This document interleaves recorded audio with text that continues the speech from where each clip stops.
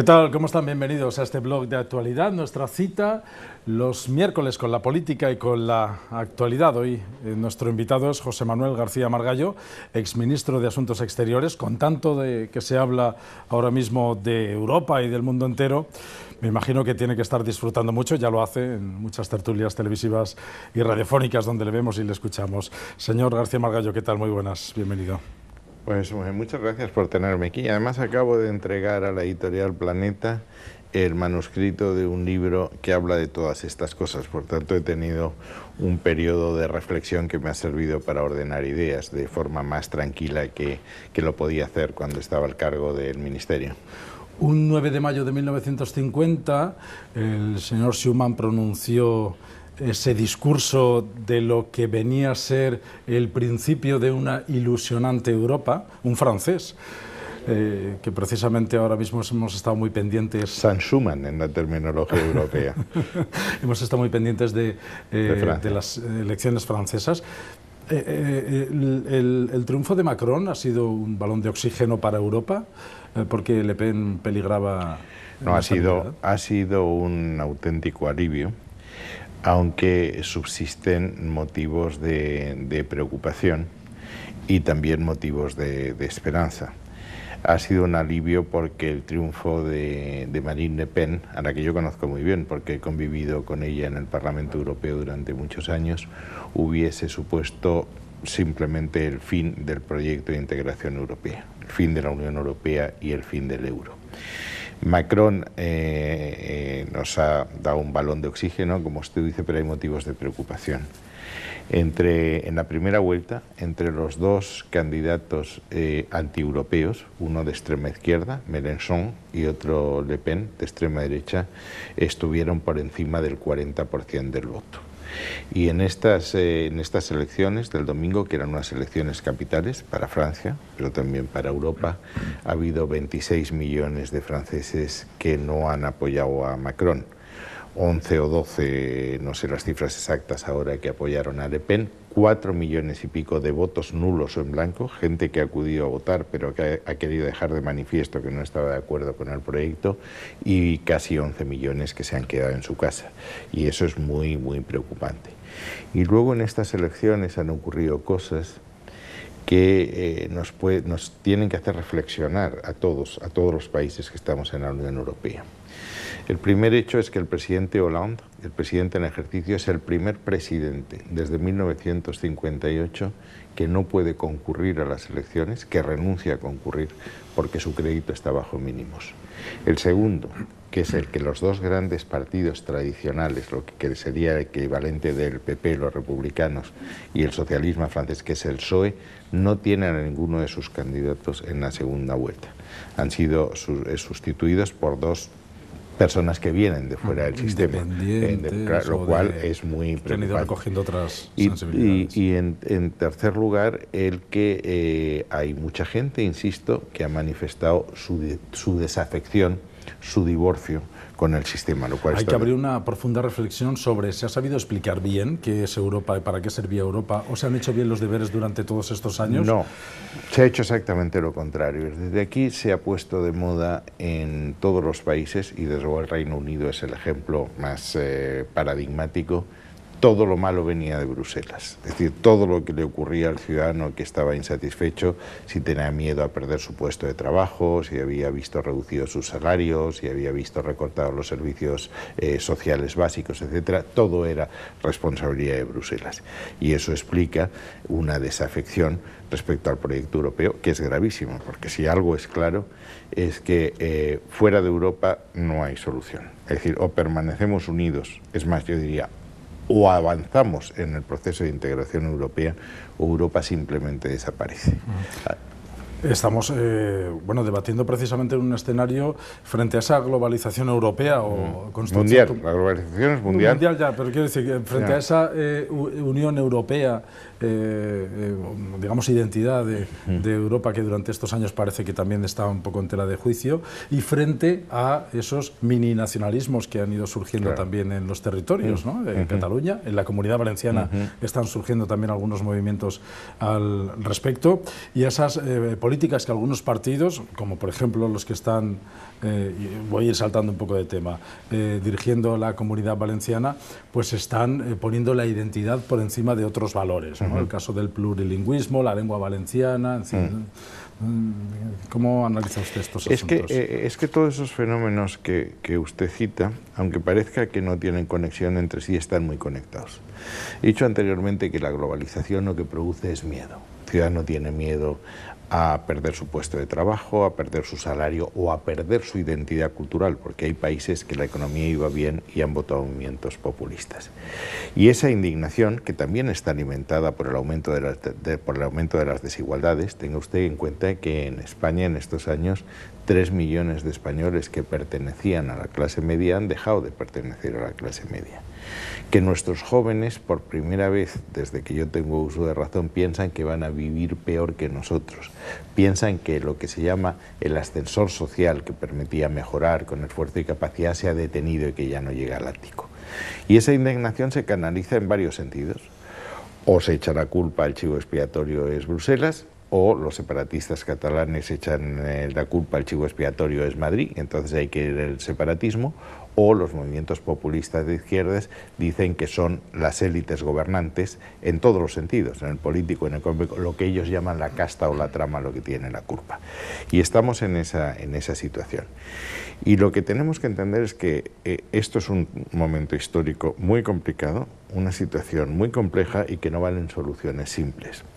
Y Europa, que tenía hace unos años, representaba el 25% de la población mundial, ahora representa el 6% de la población mundial y dentro de muy pocos años representará solo el 4% de la población mundial.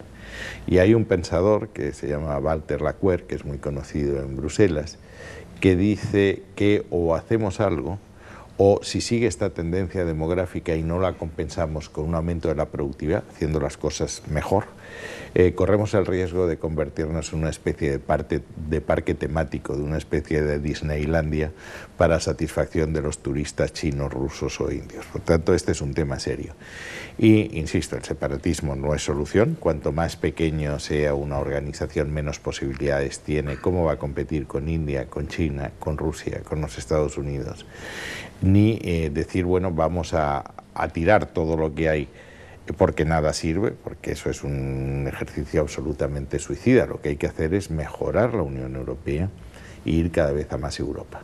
¿Cómo vamos a poder solucionar el tema de la inmigración o el tema de la seguridad, que lo tenemos enfrente de casa, lo tenemos ahí en Libia, lo tenemos en el Sahel? ¿Cómo vamos a competir con los gigantes multinacionales de países enormes, como los que he citado anteriormente? Si es que la unión hace la fuerza y la desunión nos lleva a la irrelevancia y a la desaparición. Quiero ir de lo general a lo local, a lo particular.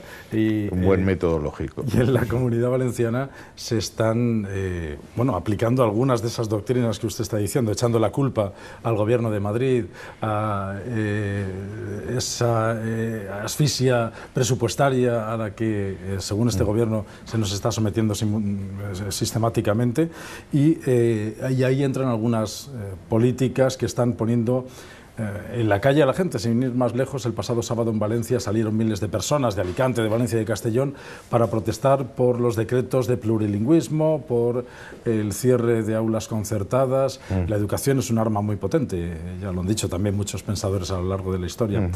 ¿Qué le parece estos movimientos? Bueno, la educación evidentemente es un arma muy potente. Con la educación se pueden transmitir valores de convivencia democrática, de convivencia pacífica, o exactamente lo contrario. Es decir, en los movimientos totalitarios de toda la vida se han servido de la educación para fomentar el miedo, el odio, la xenofobia al que es distinto, o se puede hacer lo contrario. Y la educación, decía antes, que nuestra población la población europea va a ser cada vez menor en proporción a la del resto del mundo. Eso quiere decir que si somos menos, tenemos que hacer las cosas mejor. Eso quiere decir que hay que hablar de productividad, que es la única forma de subir los salarios. Uno de los problemas que tenemos y que fomentan esa indignación es que los salarios españoles son muy bajos. Es decir, donde se concentra el mayor número de asalariados es en los 19.000 euros anuales. lo cual quiere decir que ni siquiera se recupera la inversión que se ha hecho en educación y sanidad. Pero si usted quiere mejorar los salarios en un mundo competitivo, sin aumentar los precios y desaparecer del mercado, tiene que aumentar la productividad. Y eso pasa por la educación. Por tanto, con la educación, pocas bromas. Es uno de los temas centrales que va a determinar nuestro futuro y el futuro de las nuevas generaciones. Y lo que usted dice del tema de la lengua siempre es un instrumento de comunicación.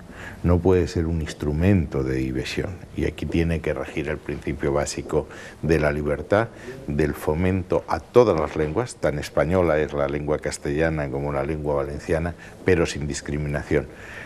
En este tema, en las lenguas, las administraciones tienen obligaciones, los ciudadanos tienen derechos, y esa es la filosofía que yo creo que hay que seguir. Usted durante la campaña electoral se recorrió buena parte de la zona castellano parlante de la provincia de Alicante, Orihuela, la Vega Baja, todo aquello. ¿Había ya una preocupación en aquel momento por esta imposición del valenciano en esos lugares? Yo creo que eso se ha acelerado. He hecho dos campañas, he hecho en diciembre y en junio, y sí vi que en junio la preocupación era mayor que en diciembre, probablemente porque el gobierno de la Generalitat había asomado la patita más de lo que había hecho antes, ¿no? Y a mí me parece, mire usted, ese es un tema, yo soy diputado constituyente, he estado en Valencia mucho tiempo, fue un elemento de división entre los valencianos tremendo, que llevó a enfrentamientos completamente estériles. Eso se había pacificado, y el resucitar ahora un elemento que puede ser un elemento de división, cuando lo importante es que estemos unidos, me parece un error histórico de primera magnitud. Bien, es verdad, ¿sabe usted que los chinos dicen que cuando un dedo señala a la luna, los tontos miran al dedo? Bueno, si usted ahora pone la discusión en el tema de la lengua, probablemente nos olvidemos de la gestión que está haciendo la Generalitat en temas centrales para la vida del ciudadano. Es un elemento de distracción, pero es un elemento de distracción que puede costar carísimo. Llegó a Madrid y el propio ministro Íñigo Méndez de Vigo dio un toque de atención a las políticas de la Generalitat Valenciana, pero no sé cómo, si usted que está allí y habla con algunos de sus compañeros, no sé si... ¿es suficiente o no? ¿Se conoce, si se sabe? Yo creo que un toque de atención está bien, pero lo importante es hacer lo que hemos jurado hacer, que es guardar y hacer guardar la Constitución y las leyes. Y si las leyes no se obedecen, y aquí estamos infringiendo derechos que son constitucionales, lo que hay que hacer es aplicar la ley sin ningún paliativo. Es decir, mire usted, el único pecado que no se perdona en política es no mandar. Y hay que mandar, porque para eso nos han elegido. Usted ya no es ministro, no. Forma parte Me he dado cuenta. del Congreso de los Diputados, pero no sé si esto le otorga una mayor libertad para hablar. Siempre lo ha hecho, ¿no? Siempre ha hablado con mayor libertad. Lo digo porque cuando se hablaba de los presupuestos generales del Estado y se dieron a conocer, ya fue usted bastante crítico con sus propios compañeros, dijo Pero igual de crítico que lo había sido siendo ministro. Si usted repasa las hemerotecas, yo desde el mismo momento en que tomé posesión, en noviembre del 2011, dije que el sistema de financiación autonómico, el sistema de financiación de la Comunidad Valenciana, era un sistema profundamente injusto, y que no tenía el menor sentido que una comunidad como la Comunidad Valenciana, que está por debajo de la renta media, de la media nacional, tenga un déficit tan abultado como tiene. Y lo dije siendo ministro y lo he dicho ahora. Yo dije, y en el libro que saco ahora propongo lo que he venido proponiendo de un cambio de sistema de financiación, pero mientras eso no se haga, mientras no se cambie el sistema de financiación, mientras siga existiendo un sistema de financiación que nos discrimina, hay que compensar con inversiones, que es la otra palanca. Y las inversiones reales en la Comunidad Valenciana han bajado un 33% respecto a la situación anterior. Yo entiendo que todos tenemos que apretarnos el cinturón, porque tenemos que hacer los deberes con Bruselas, y Bruselas es muy estricta en el tema del control del gasto público, pero hombre, alguna solución hay que buscar a este tema. Lo que no podemos es seguir eternamente con una infrafinanciación, es decir, que haya valencianos que tengan dotaciones presupuestarias inferiores a la que tiene un señor de Cataluña, de Bilbao o de Madrid. Eso no tiene el menor sentido. Pero yo quiero insistir que eso lo dije, mis enfrentamientos con Montoro han sido públicos y notorios, y yo no he dicho ni en ese ni en otro terreno ahora que no haya dicho siendo ministro y que no haya escrito, para que no haya dudas de lo que quería decir. Ni justos ni sensatos, dijo, que son estos presupuestos. ¿Y qué es lo que más le ha dolido que no se reflejase en esos presupuestos para la provincia de Alicante? Bueno, nosotros tenemos las asignaturas que tenemos pendientes y que todos los candidatos hemos dicho. Tenemos un problema de agua. Hay que hacer inversiones en tema de agua. No podemos estar dependiendo si llueve más o llueve menos, porque ese es un problema que sabemos que está ahí. Tenemos un problema de reindustrialización. Es decir, no hay ningún territorio, ninguna comunidad, ninguna provincia que pueda vivir exclusivamente de los servicios. Y aquí se ha perdido mucho músculo industrial en industrias tradicionales. Tenemos que avanzar en lo que son los sectores tecnológicos del futuro, que es investigación y desarrollo. Y para todo eso necesitamos un sistema de financiación mucho más justo y mucho más razonable. ¿Por qué he dicho que no es razonable? Hay una inversión que es el corredor mediterráneo. El corredor mediterráneo va a ser clave. El comercio mundial, que fundamentalmente va a venir de Asia, va a venir por Suez. Y si lográsemos tener en la comunidad una plataforma de entrada conectada con el corredor mediterráneo, podíamos competir con los grandes puertos, con Rotterdam, con Ámsterdam, con otros países, con otros puertos realmente importantes. Y en eso había que haber invertido más, había que invertir de forma más rápida. Hay que dar... ¿Qué importancia tienen esas inversiones? La tienen porque nos permiten tener unas infraestructuras que nos permiten competir mejor en un mundo globalizado. Pero es que dan una señal para que el empresariado tenga confianza de que vale la pena invertir, de que aquí van a tener unas oportunidades como no ha habido hasta ahora. Por eso he dicho que no eran sensatos desde un punto de vista económico. Una provincia que devuelve siempre el 100 por 1 parece que merece, aunque no sea por razones de justicia, que también unas inversiones más generosas. Planteó usted hace pocos días crear una mesa político-económica en Alicante. ¿Esto es para plantarle cara a esos presupuestos? No, vamos a ver, yo creo que en política nos podemos pelear por muchas cosas. Pertenecemos a formaciones que tienen valores y principios diferentes, pero hay cosas en las que tenemos que estar de acuerdo. Y el hacer un inventario de cosas, un repertorio de las cosas que necesita esta provincia para salir adelante, me parece que es fácil ponerse de acuerdo. Si nos ponemos de acuerdo, tenemos cada uno que pelear en el seno de nuestras formaciones políticas para que eso sea verdad. ¿Lo sacaremos o no lo sacaremos? Lo que sí le garantizo es que si no tenemos un diagnóstico de lo que necesitamos, es muy difícil que esto salga adelante. Y si una vez hecho ese diagnóstico no somos capaces de plantear las mismas cosas, también será difícil. Pero lo primero que tenemos que saber es qué es lo prioritario para nosotros. Y eso no me parece tan difícil. Es decir, ¿qué plantea? ¿Reunir a los empresarios de la provincia de Alicante? Mi tesis es esa, pero no parece que tenga mucho éxito. Yo creo que tendríamos que reunirnos lo que representan las fuerzas vivas de Alicante, es decir, la política, los empresarios, los sindicatos, los regantes, etcétera. Es decir, vamos a hacer un plan conjunto de lo que esta provincia necesite, que nosotros lo empezaremos y serán otros los que terminen. Pero ya hay una hoja de ruta, es como cualquier familia que se reúne, bueno, ¿qué vamos a hacer en los próximos años? ¿Cuáles son nuestras necesidades? La universidad de los niños, de vender la segunda casa de veraneo, es decir, lo que sea, pero tener un diagnóstico. ¿Y por qué dice que no tiene mucho éxito? Pues porque nadie me hace ni pito caso, claro. Lo planteó en aquellas Lo he planteado, pero no he tenido ninguna respuesta. No hay contestación. No hay contestación. Acaba de hablar del corredor mediterráneo y estamos en un momento en el que se está hablando mucho de la Comunidad Valenciana, de este corredor mediterráneo y sobre todo cuando llegan, bueno, ustedes van a tener un congreso provincial dentro de unos días, pero el Partido Socialista está bien metido en sus primarias.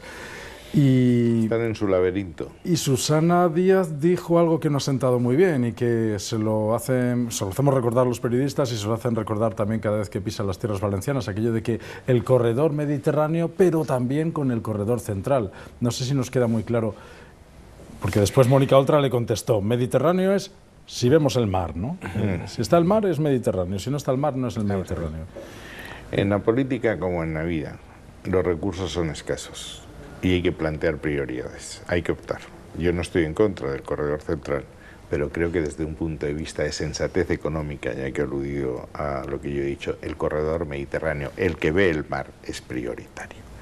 Aquí se concentra en ese corredor, en esa fachada mediterránea desde Algeciras hasta Portbou. Está casi el 49% del Producto Interior Bruto. La mayor parte de las exportaciones, la mayor parte del turismo. Quiere decir que lo que aquí se invierta va a revertir con mucho más dinero del que se ha invertido. Tenemos otro tema que va a ser importante, que es el desarrollo de África, el Plan África de la Comisión, para crear allí puestos de trabajo y crecimiento que eviten la necesidad de saltar el mar para buscar un puesto de trabajo aquí. Y tenemos que resolver el tema de Gibraltar. Y el tema de Gibraltar solo se resolverá si creamos una gran zona industrial en Ceuta, Gibraltar y Algeciras que compita también con esos puertos mediterráneos. El corredor es vital para eso. Es decir, por todas estas razones, yo creo que si los recursos son escasos, esto es el milagro de los panes y los peces, vamos a ver por dónde empezamos. Y yo creo que el corredor mediterráneo es prioritario por las razones que le acabo de decir. Luego haremos el corredor central, pero hagamos el corredor mediterráneo primero. Ahora que le he puesto como ejemplo esas palabras de... Eso lo he dicho siempre, ¿eh? Estas palabras de Susana Díaz, sabe que como están en plenas primarias, yo le voy a preguntar su impresión, porque la Comunidad Valenciana parece que Pedro Sánchez está arrasando. En otros lugares de España, bueno, Andalucía, lógicamente, Susana Díaz tiene allí su feudo, pero ¿cuál es su impresión? En alguna ocasión le he oído Mi escuchar impresión, lo que creo, no lo que quiero, no estoy expresando un deseo, estoy vaticinando lo que creo que va a ocurrir, es que va a ganar Pedro Sánchez. Es decir, yo creo que el discurso en que se embarcó el Partido Socialista desde el momento mismo de la investidura lleva inexorablemente al triunfo de Pedro Sánchez. Si a partir del momento en que el Partido Socialista se abstiene para que Mariano Rajoy pueda gobernar, se extiende el discurso desde todos los campos socialistas, que el Partido Popular y el Gobierno es un partido y un Gobierno corrupto. El último discurso de presupuestos, el eje central del portavoz de Hernández, que era portavoz de Sánchez y portavoz ahora, es que esos presupuestos responden a un sistema económico que aumenta las desigualdades y pone cada vez más a más españoles en riesgo de pobreza. La respuesta de Pedro Sánchez es relativamente sencilla. Estos señores que son corruptos, como usted dice, y estos señores que son profundamente insolidarios con las clases más perjudicadas y los más sufridos en la crisis, están ahí porque ustedes se han abstenido. Y ese es el discurso que está haciendo. ¿Usted cree que gana Pedro Sánchez o teme que gane Pedro Sánchez? Mire usted, yo lo que temo, no temo, eso lo diré en confesión. Yo lo que le he dicho es lo que yo creo que va a pasar. Lo digo porque anuncia una separación del Partido Popular y un sometimiento a las bases de los pactos postelectorales y estas cosas. No, él ha cogido el discurso más fácil de vender y entonces yo creo que está teniendo éxito. Y luego, yo insisto en que esto me lo aposté con Soraya Rodríguez, que era la portavoz del Partido Socialista en Europa, ahora está aquí, lo hice hace un mes, pero ya lo de los avales me ha confirmado ese tema. El núcleo de los avales está en Andalucía y es conocido que cuando se pasa revista los feligreses suelen seguir al párroco, sobre todo si el párroco les está mirando. Pero otra cosa es que esos avalistas puedan no votar luego a Susana Díaz cuando tengan un voto secreto. Y por tanto, yo creo que eso va a ser así. En cualquier caso, lo que creo que va a ocurrir es que el Partido Socialista Obrero Español va a salir muy fragmentado de esta operación de primarias. Y si eso fuese así, porque precisamente decíamos... Pues es muy malo para España. En Elche, Pedro Sánchez reunió a 1.500 personas, Susana Díaz, bueno, algunos dicen 400, 500, nadie da más de 800 personas, cuando menos la mitad o menos de la mitad que Pedro Sánchez. Quiero decir que parece que Pedro Sánchez en la Comunidad Valenciana está fuerte y, sin embargo, las instituciones gobierna Ximo Puig, que fue uno de los impulsores de eso ya pasó. ¿Se acuerda usted hace unos años unas primarias entre Almunia con todo el aparato y Borrell, ganó Borrell? Es decir, cuando se abren primarias, ese es el resultado. Estaba usted hablando de las elecciones francesas. Ha ganado Macron porque los dos partidos tradicionales abren primarias. Y en esas primarias votan siempre los dos al candidato más alejado del centro político. En los republicanos, en la derecha tradicional, votan a Fillon y no a Juppé, que es el más centrista. Y en la izquierda votan a Benoît Hamon y no a Valls, que es el más centrista. Y es sobre una autopista para que entre Macron, que no tenía estructura, aparato y que hasta hace unos meses era ministro del presidente Hollande. Y aquí lo que está pasando es eso, la militancia siempre es más extrema que la dirigencia. Y los militantes, en mi opinión, se están alineando con Pedro Sánchez, primero porque es el que parece más izquierdista y estamos hablando de un partido de izquierdas. Segundo, porque está jugando el David y Goliat. Yo tengo aquí a todos en contra y yo solo estoy intentando defender vuestros derechos y que vuestra voz se escuche. Y tercero, porque dice, yo me voy a alejar de este partido al que vosotros, con vuestra atención, seguís permitiendo que gobiernen. Y cada vez que dicen que lo hacemos muy mal, pues dice, la pregunta es, ¿y por qué se abstuvo usted y les ha dejado gobernar? Yo creo que tienen una campaña relativamente sencilla. Claro, y ya sabe usted que a los periodistas nos gusta preguntar un poco por el más allá. Entonces preguntamos por aquello de ¿y qué pasará en la Comunidad Valenciana? Porque si Ximo Puig tiene pues una enemistad manifiesta con Pedro Sánchez. No, sí, parece que muy bien no se llevan. No se llevan muy bien. Hay un ambientazo en el Partido Socialista. Gabriel Echavarri se llevaba bien, pero le ha dado la espalda porque ha apoyado, y lo ha dicho públicamente, que ha dado su ¿Lo ha apoyo. dicho? Lo ha dicho públicamente, Bueno. Lo dijo la semana pasada.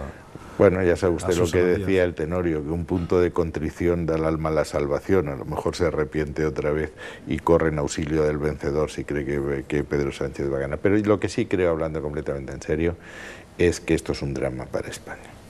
Es decir, España necesita dos grandes partidos nacionales y centrados, que se puedan alternar en el poder sin que eso cambie su vida, ni la mía, ni las estructuras económicas. Y que el partido que representa al centro izquierda en España y en toda Europa salga fragmentado en una guerra civil como la que tienen es fatal. A mí ya sabe que me gusta mucho la historia, pero la República colapsó, entre otras cosas, porque el Partido Socialista se dividió en tres tendencias irreconciliables. Estaban la derecha de Besteiro, para entendernos, el centro de Prieto y la izquierda de Largo Caballero. Es decir, y en Europa yo he estado 17 años y las cosas salen cuando populares y socialistas nos entendemos y no salen cuando no nos entendemos. Yo no soy socialista, no lo he sido nunca y no creo que lo vaya a ser en el tiempo de vida que me quede, pero me preocupa mucho que haya un partido socialista sólido por el bien de España. Pues ahora que estábamos haciendo el análisis del Partido Socialista, vamos a pedirle que abra las puertas de su propio partido y hacemos el análisis de puertas para adentro, porque están también inmersos en un congreso que se celebra dentro de unos días. Aquí no tenemos ningún problema. Y en la Comunidad Valenciana también se ha celebrado. Y eso salió bien. Sí, yo creo que la gran mayoría de los militantes estamos contentos con Isabel Bonig y los de Alicante. Yo soy militante de Javier. ¿Puede haber más candidatos en Alicante, además de José Ciscar? No lo creo. Vamos, no lo creo, pero es decir, si se han hecho primarias es para abrir las posibilidades de que cualquier militante que reúna los avales suficientes lo sea. Pero eso tampoco sería un drama. Se abren las urnas y se vota. Si eso es la democracia. A mí eso no me preocupa nada. No sé por qué se está enfatizando tanto lo que está pasando en Valencia. Pues si hay dos candidatos, hay dos candidatos y que los militantes elijan. Para eso hemos hecho primarias. Una pregunta me ha hecho un compañero. Pregúntale si él podría ser candidato porque ¿Yo? Ha venido a Alicante para algo de eso, pero yo creo que no. No pasa por sus prioridades. Pero yo cada vez que me miro al espejo veo un señor de 72 años, allá comprenderá que no tengo edad de ser candidato de nada, pero aparte que yo la vida de partido me he dedicado a otras cosas. Yo he estado 17 años en Europa muy alejado de la vida de partido y estoy al servicio y a las órdenes de mi partido en Valencia y en Alicante. Pero, ¿por qué José Ciscar? ¿No hay otras caras nuevas en el partido en Alicante para ponerse al frente en estos momentos en los que parece que se requiere de una renovación del partido? ¿Pero por qué se requiere de una renovación del partido? Ayer tuve un debate en La Sexta y la representante de Ciudadanos, que lo hace muy bien, Inés Arrimada, se empeñaba mucho en que partidos nuevos y partidos viejos. Y yo dije, mire usted, no hay partidos nuevos ni partidos viejos. Lo que hay es ideas nuevas o ideas viejas. Es decir, Marine Le Pen ahora va a cambiar el nombre al partido. Se van a llamar los Patriotas y en una Frente Nacional. Será lo mismo mientras mantengan el mismo programa. Y esto de lo nuevo por lo nuevo, a mí me parece bastante idiota. Es decir, un partido cuando nace siempre es nuevo y no por eso quiere decir que sea mejor que lo que viene a sustituir. Y desde luego las experiencias históricas son fatales. Estaba leyendo esta noche, Ledesma Ramos en su partido, quería un partido tan nuevo que decía que estaban cerradas las puertas a los mayores de 45 años. Bueno, eso es una majadería de un enorme calibre. Es decir, un partido nuevo, por ser nuevo, no es mejor. Lo que es importante es decir, oiga, ¿cuáles son los problemas que tenemos que solucionar? Que suelen ser complejos. ¿Y cuáles tiene usted esas soluciones? ¿Qué soluciones tiene usted para esos problemas? Y usted, que es un ciudadano y un votante, dice, ¿a mí en qué me va a ayudar a usted en que viva mejor? No me diga usted que es que le tengo que votar porque es un partido nuevo, oiga, eso ya lo veré. Pero en el Partido Popular hay mucha gente joven, muy válida también. Sí, pero si es que la juventud es una enfermedad que se cura con los años. Pero además es que eso no es un valor. Es decir, Adenauer era un señor muy mayor y Hitler era un señor muy joven cuando llegaron, y no hay duda.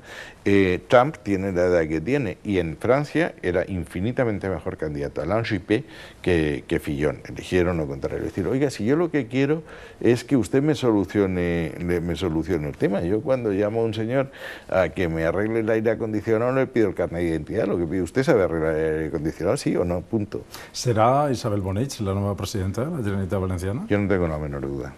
Es decir, no solo por la deriva que está teniendo el Partido Socialista en España y en la Comunidad Valenciana, sino porque cada vez va a ser más claro, la socialdemocracia tiene un problema en toda Europa. Es decir, es que en Francia han quedado quintos y en Países Bajos han quedado quintos. Es decir, la socialdemocracia tiene que hacer una reflexión de qué significa el mensaje socialista en una economía del siglo XXI. Mire usted, las relaciones laborales ya no tienen nada que ver y las relaciones sindicales tampoco. Es decir, ahora vivimos en un mundo en que Airbnb, que es la sociedad que más apartamentos tiene en alquiler, no es propietario y usufructuario de un solo apartamento y tiene poquísimos trabajadores. Urban, como usted sabe, no tiene un solo coche y tiene muy pocos trabajadores. Entonces tienen que adaptar el mensaje, porque el mensaje de la socialdemocracia viene de 1959, es Bad Godesbergen. Tiene que adaptarse a un siglo, a una realidad que no tiene nada que ver. Y mientras tanto, estarán en una crisis permanente porque son incapaces de dar soluciones nuevas a unos problemas que son nuevos y se empeñan en practicar recetas antiguas a unos problemas que son diferentes. Que se conserve ese Estado social y democrático de derecho con los equilibrios de cada uno de ellos, ¿no? Claro. Es decir, sin perder lo social tampoco. Absoluto. No, eso no tengo la menor duda. Y le digo una cosa, y nuestro partido, el mío, o se da cuenta de que una de las prioridades es atender a los que más han sufrido en la crisis, a los perdedores de la globalización, o cuando la recuperación que ha empezado se consolide, perderemos las elecciones. Porque es en el momento en que las cosas empiezan a recuperarse, cuando la gente dice que hay de lo mío. Yo veo la recuperación en las grandes cifras, pero no la veo en el comedor de mi casa. Y eso históricamente ha sido así. Yo era de Unión de Centro Democrático. 1979, en el momento peor de la crisis, ganamos. 82 empieza a remontar, perdemos. Felipe 93, momento, el pozo de la... gana, en el 96 pierde. Tenemos, es decir, y una sociedad, hay un tema muy evidente, una sociedad no puede ser feliz cuando una parte considerable de esa sociedad no es feliz. Y aquí ha habido mucha gente que ha sufrido mucho en la crisis y que son los primeros que tienen que ser atendidos ahora. 3 millones de españoles han salido de la clase media, ¿Piensa que esa mejora también les puede beneficiar? Es decir, que se radicalice menos la sociedad... que se radicalice menos. Bueno, yo creo que va mejorando si gana Pedro Sánchez, la izquierda se va a radicalizar, lo cual nos va a permitir tener un espacio en el centro mayor, pero para ocupar ese espacio de centro hay que hacer políticas centristas. Y la política centrista en economía se basa en dos patas. Una, que los mercados funcionen. Hay que evitar los monopolios, las concentraciones de poder y favorecer a la pequeña y la mediana empresa para mantener el equilibrio en la producción. Y hay el principio de compensación social, que hay que atender a aquellas gentes que no pueden aportar nada al mercado, ni bienes, ni servicios, ni trabajo, o porque no han llegado, o porque han pasado ya la edad de trabajar, o porque están en una contingencia, en una situación difícil en su vida. Y esos dos principios tienen que estar equilibrados. para que el tema funcione. Yo no soy un thatcheriano, no creo en el liberalismo agache y desde luego no creo en un modelo liberal en que cuando las cosas van bien los banqueros o los financieros se reparten dividendos y bonus de escándalo y cuando las cosas van mal somos los contribuyentes los que tenemos que poner el dinero para que el tema no se hunda. En eso no creo. Por cerrar de una manera circular, voy a terminar también con asuntos exteriores. Ha nombrado antes usted Gibraltar y dijo, creo que en noviembre de este año pasado, que en 4 años Gibraltar podría ser español. ¿Todavía lo piensa? Claro que lo pienso. Si hacemos las cosas bien, ¿eh? Hemos empezado haciéndolas muy bien porque hemos dicho, mire usted, en las negociaciones Reino Unido-Unión Europea de Gibraltar no se habla. ¿Por qué? Porque la jurisprudencia dice Gibraltar no es Reino Unido. Hay que discutir Reino Unido-España y si no hay ese acuerdo, la Unión Europea no establecerá ningún tipo de relación con Gibraltar. Hay que pedir a los británicos que entiendan que la fórmula que hemos propuesto, cosoberanía, doble nacionalidad, autonomía y régimen fiscal propio, es la que conviene y hay que convencer a los gibraltareños que esa es la fórmula. Hay que hacer una cosa que habría que empezar a hacer ahora, que es convencer a los gibraltareños de que esa fórmula es la buena y evitar que nos sigan chantajeando con los españoles que no tienen más remedio que ir a trabajar a Gibraltar. Y eso quiere decir una gran zona industrial en el estrecho, como he dicho antes, Gibraltar, Algeciras, Ceuta, que cree puestos de trabajo. Y para hacer eso hay que ordenar de nuevo toda la zona que estamos, hay que ir al campo de Gibraltar y a la línea a ver cómo está aquello, y eso daría trabajo desde ya a mucha gente que tiene que ir a Gibraltar, oportunidades nuevas, para que los gibraltareños vean que vamos en serio, y cuando vean que vamos en serio hay que explicar, ustedes eligen, o cosoberanía con España y Unión Europea, eso es un buen negocio, o no hay cosoberanía y ustedes quedan fuera de la Unión Europea y eso es un mal negocio, ustedes mismos. José Manuel García Margallo, muchas gracias, porque cada vez que viene a Alicante tiene un rato para visitarnos y saludarnos. Ya sabe que entre mis virtudes no está la continencia verbal y ustedes me dan la oportunidad de hablar, o sea que yo estoy encantado. Gracias, un placer como siempre. Amén.